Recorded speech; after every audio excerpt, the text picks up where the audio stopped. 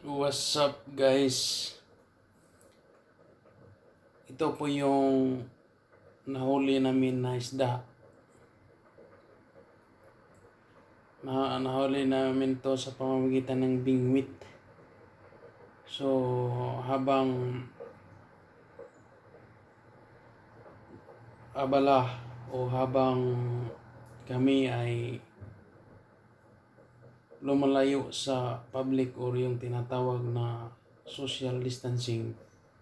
So sinubukan naming mamingwit. At ito yung nahuli namin guys. Yung tawag dito in English is parrot fish. Hindi ko lang alam kung anong tawag nito sa Tagalog, pero in Visayas ito yung tinatawag namin na Uwapay or Ulapay. So I think mall ito sa Cebuano, or I'm not so sure. In Tagalog hindi ko alam kung ano to sa Tagalog. So yan guys, nahuli sa Bingwit.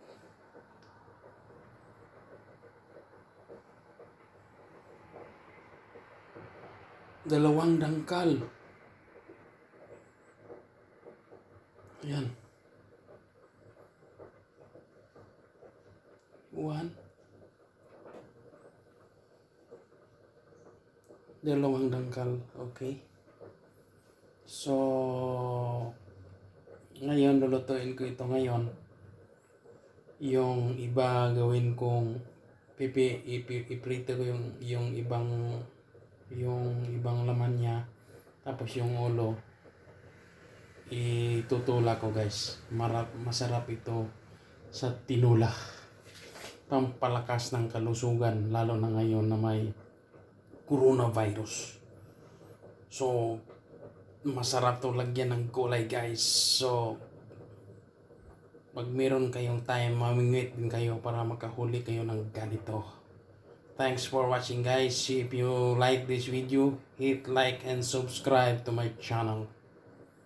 Thanks for watching guys, and I'll see you on my next video. Bye.